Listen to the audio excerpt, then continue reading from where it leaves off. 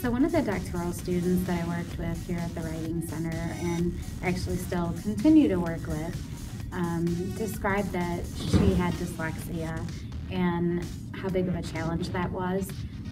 And during our very first conversation, she had told me, if you could draw me a dissertation, I would be able to accomplish this. And that phrase was just so significant and meaningful. And so that's what we've been doing for an entire semester and moving into the summer and beyond. We are literally drawing a dissertation, and it's been creative and fun, but at the same time really, really helpful for the student.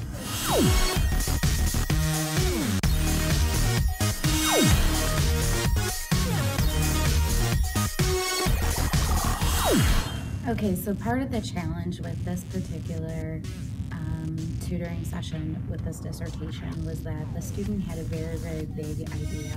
Her dissertation is conceptual, so it was very, very hard and difficult for her to be able to articulate what she was really trying to convey. And because she had this very, very large idea, she was at the end result of where she wanted to be.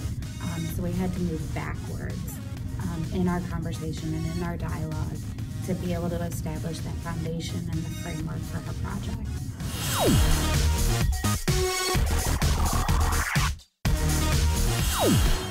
Okay, in our conversation, the student and I realized that there was actually 6 problems that she was attempting to address in her dissertation. So what we did, the student understood and had everything color-coded. So what we did for the organization was each problem was associated with a color. So we have problem 1 in green, problem 2 in peach, and so on. Okay, so the student would come in with multiple versions of her writing. And within each of these problems, the numbered problems, we found that there was actually 5 or 6 different areas that were associated with that particular problem. So what we ended up doing was those 5 different areas were each assigned a color, and we basically just built each of those problems with the different areas. This really helped the student to determine where all of her writing fit in, and it helped establish the organization that she was really looking for. Okay, so what we ended up doing with the student's writing was that we actually cut out all of those 5 areas that were highlighted according to what problem it was.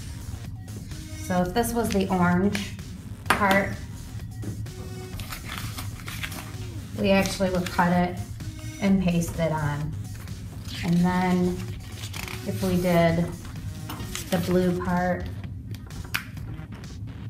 the student would highlight that, paste it on, and that was the writing for the second part of her problem.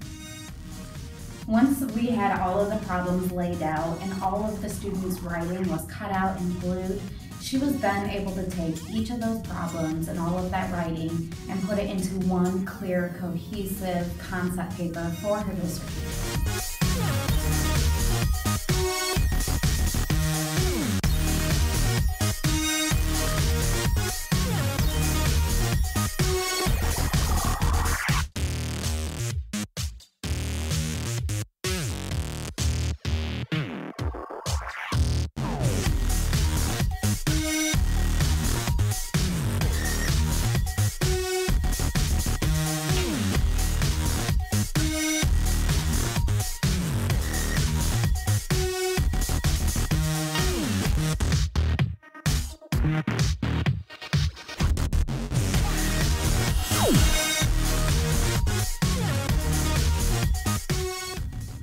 So this is my student Patty that we've been talking about in this video about drawing a dissertation, and just kind of wanted to have a conversation with you about what that experience was like.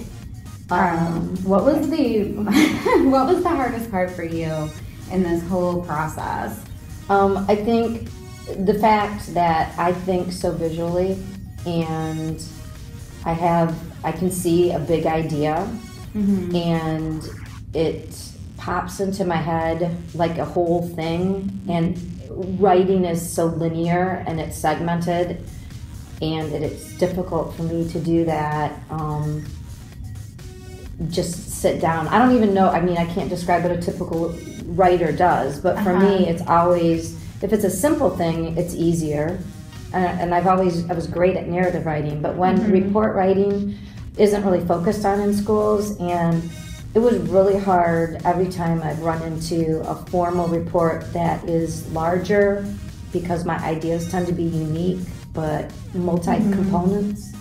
And and that was something that we really had to have a lot of dialogue about, was this big concept that you had. And I think because I'm in educational psychology, at least I have the background to know that my ideas aren't necessarily familiar with somebody who studies writing, although I got lucky and found somebody who had not only a writing degree but had some sort of background in similar education. Right, so I think it's also hard.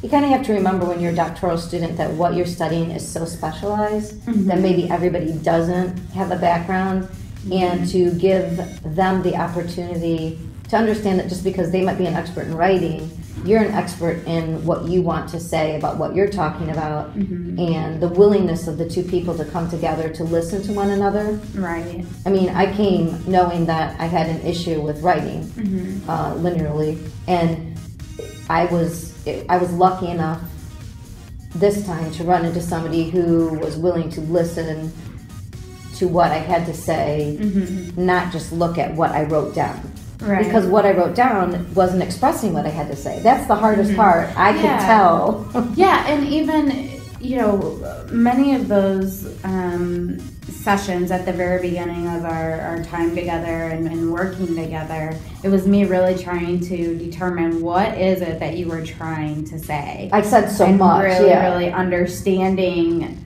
where your argument was and what was the main point. Significant. Yeah. I think, and that's often problematic when the problem itself does have multiple areas. But the fact that and what helped was when we during that conversation, and the fact that you took the time to extend my sessions so that we could work out those issues. I wasn't realizing when I wrote it was putting emphasis on something that I really didn't mean to put emphasis on exactly, like the language. It was a language problem, but it was tied to a number of different things. Right. And the fact, it would have been very hard if somebody would have just wanted they read what I wrote, which wasn't exactly what I meant, and then tried to edit it and help me edit it from looking at that versus what I mean. Right. And that's where the problem was. Yeah, and I think in our conversation, what we were actually accomplishing was refining your topic and you becoming more and more clear and being about what you were really trying to express. Yeah, making that big idea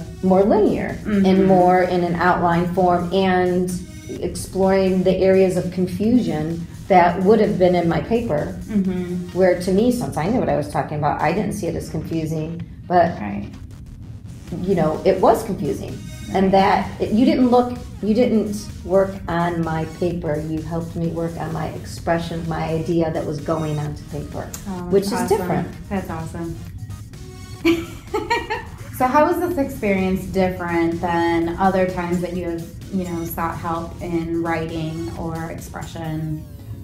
I think the biggest difference was that you listened to my meaning of what I meant to say and wanted to get on paper versus looking at what I wrote on paper as if that was what I meant to say. In the past, a lot of people get frustrated and have gotten frustrated with me, which I got diagnosed with dyslexia mid-dissertation, so I didn't even know what was causing the problem.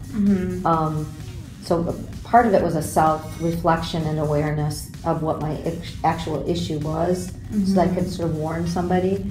But even that, so many people, even though it's 20% of the population have some form of dyslexia, don't understand why you can verbalize something Right. maybe more clearly than, and when you go to write it, it seems to that clarity of a conversation where you can ask about what did you mean. You know, it starts to, without the listener being able to ask questions, get off track or get hard. And my other responses to writing have been, you need to work harder.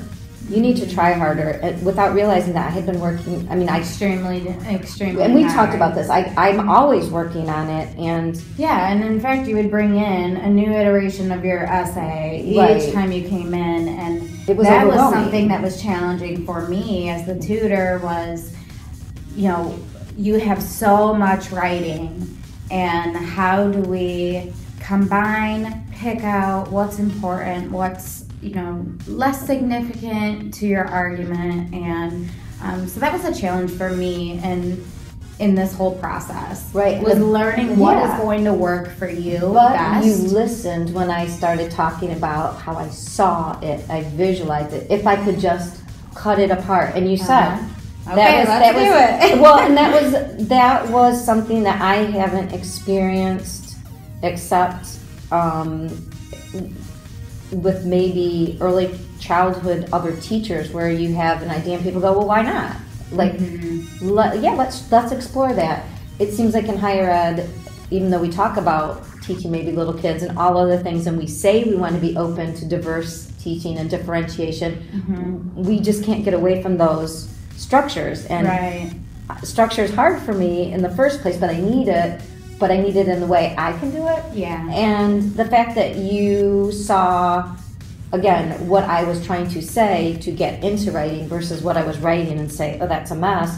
You said, okay, well, I mean, I still had to do the hard work. Yeah, you did. That wasn't any With the different. color coding and But the fact that you continually were willing to, let's do this. And when I said, I mean, I felt safe enough to go, I can't cut that apart without first having it color copied. So because I did all that coloring to see where the ideas had slipped apart, and I had different components separated, but I knew they had, it didn't flow right. And the fact you reduced my cognitive load, my anxiety, so that I could think straight and go, okay, we can do this. Well, and I think that a large part of our experience, and one of the greatest aspects of this process for me, has been just that relationship between the two of us and that level of trust. Right. And I know that we've gotten frustrated, with each other and with the whole process at times. Because it's communication. Yeah, but And it's hard that trust was really Yeah. there, and I always felt that from you. And I also trusted you. I trusted your ideas. I trusted. And I knew that. I could tell that you knew I was saying something significant but was having a hard time getting it out. I think it's almost like a verbal stutter, only it's written, where the calmer you get and the more you know, okay, this person cares. They're not trying to tell me what I should say, Right. or get it, or just hurry up and say it in a way that's convenient for them because they have a job to do. You listened to what I was trying to mean, and if I said no, that's not what I meant, you went, okay, well, what do you mean? Right. And that allowed me, it completely freed me up to really think about, and then I found out sometimes, I really was saying that, but I don't know if I would have not defended. In the past, I think I may have gotten defensive in a position of, you don't understand me and this is what I mean, and not being able to see, I was saying something, it's weird in writing, but just the cadence or the choice of words can really change The outcome. right. And because I do visualize it and I'm seeing what I mean, it's hard sometimes to keep the other perspective of what the person's reading and that interpretation. Yeah. And the minute that gets closed off, which I think in the past it has, because the person goes, I don't get this, it's different. Yeah. It's so different that they do just want to let's just deal with what's on the paper. But the paper was the problem. I wasn't putting down on the paper That was the issue. You dealt with me as a writer, Aw. not with my writing. Oh, I'm so glad to hear you say that. This was a really, really enjoyable experience, and I gained a lot, and I learned a lot Oh, from it. I've become more myself as a writer. Yeah.